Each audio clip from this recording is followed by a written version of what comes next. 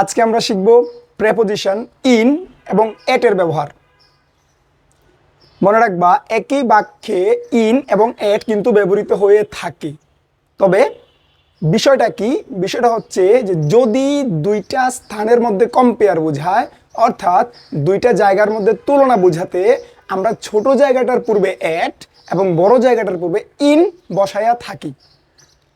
আমরা যদি বলি Sakhina lives at Mirpur in Bangladesh, আরও স্পেসিফিক করে যদি বলি Sakhina lives at Mirpur in Dhaka, তার মানে হচ্ছে মিরপুরটা ছোট জায়গা, অর্থাৎ দুইটা জায়গার মধ্যে যে ছোটটা হচ্ছে মিরপুর, এই কারণে তার পূর্বে আমরা এট বসাইলাম।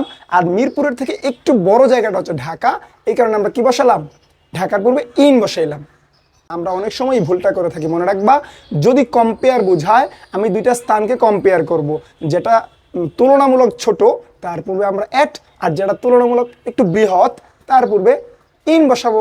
তাহলে ইন এবং এট নিয়ে তোমাদের কোনো ক্যারাবেরা হবে না।